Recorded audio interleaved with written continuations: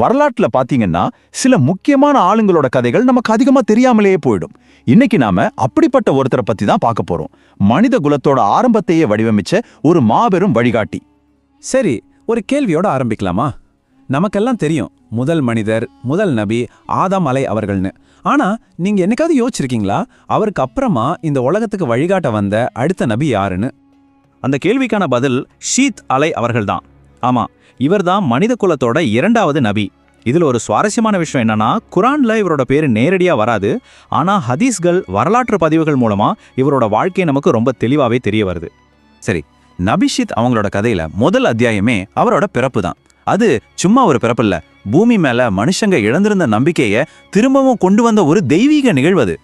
யோசிச்சு பாருங்க, காபில் ஹாபில் சகோதரர்களுக்கு நடுவுல நடந்த அந்த சோகம்தான் உலகத்தோட முதல் பேரிழப்பு. அந்த துயரத்துல மூழ்கி இருந்த ஆதம் ஹவ்வா தம்பதிக்கு ஒரு மிகப்பெரிய ஆறுதல் பரிசா வந்து பிறந்தவர் தான் ஷீத். ஷீத் அப்படின்ற பேருக்கு என்ன அர்த்தம் தெரியுமா? அல்லாவின் பரிசு. அரபியில இத ஹிப்பத்துல்லான்னு சொல்லுவாங்க. அந்த பேருக்கு ஏத்த மாதிரி அந்த கடினமான சூழ்நிலையில பூமிக்கு கிடைச்ச ஒரு முக்கியமான பரிசாதான் அவர் இருந்தாரு. அது மட்டும் இல்ல, தோற்றத்துல அப்படியே அவரோட தந்தை ஆதமோட அழகையும் குணத்துல அவரோட உன்னதமான பண்புகளையும் அப்படியே உரிச்சு வச்ச மாதிரி இருந்தார் ஷீத். இதுவே ஒரு பெரிய அடையாளம் இல்லையா? ஒரு மிகப்பெரிய நோக்கத்துக்காக தான் அவர் தேர்ந்தெடுக்கப்பட்டிருக்கார் அப்படின்றதுக்கு. நம்பிக்கை வந்தாச்சு. அடுத்து மனுஷங்களுக்கு என்ன தேவை?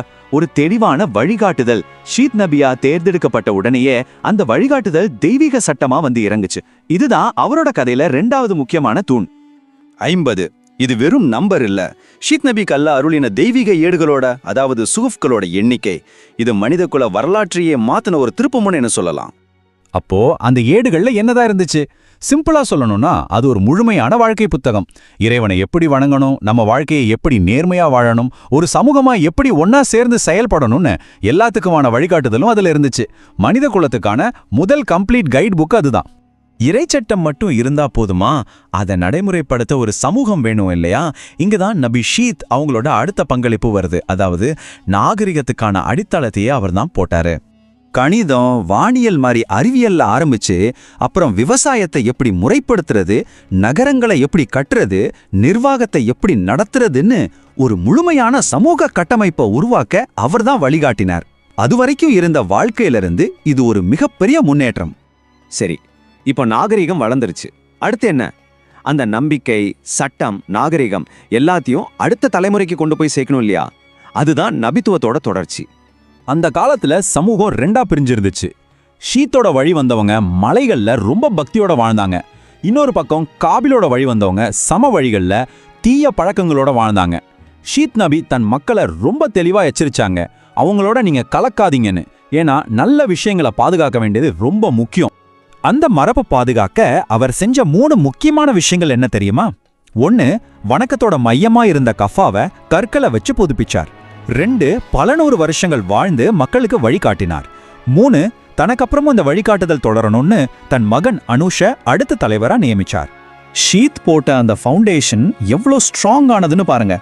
அவருக்கு பிறகு அவரோட மகன் அனுஷ், அப்புறம் அவங்க வழியில தான் இத்ரீஸ், நூஹ் மாதிரி பெரிய நபிமார்கள் எல்லாரும் வராங்க. இந்த நபித்துவ சங்கிலியோட முதல் கண்ணியே நபி ஷீத் அவர்கள் தான் சொல்லலாம். குரான்ல பேர் இல்லையேன்னு ஒரு சந்தேகம் வரலாம். ஆனா உமக்கு முன்னாடி நாம பல தூதர்களுக்கு வஹி அறிவிச்சோன்னு சொல்ற இந்த மாதிரி வசனங்கள்ல ஷீத் நபி மாதிரி பேர் குறிப்பிடப்படாத எல்லா நபிமார்களும் அடங்குவாங்கன்னு தான் அறிஞர்கள் சொல்றாங்க. இதுவே அவரோட நபித்துவத்துக்கு ஒரு மறைமுகமான சான்றுதான். கடைசியா நாம எல்லாரும் யோசிக்க வேண்டிய ஒரு கேள்வி இதுதான். ஒரே ஒரு தனிநபரோட வாழ்க்கை ஒரு முழு சமூகத்தோட தலைவிதியை எப்படி தீர்மானிக்க முடியும்? நம்பிக்கை, சட்டம், நாகரிகம்னு நபி ஷீத் அவர்கள் விட்டுட்டு போன அந்த மரபு இந்த கேள்விக்கு ஒரு மிகச்சிறந்த பதிலா இன்னைக்கும் நிக்குது.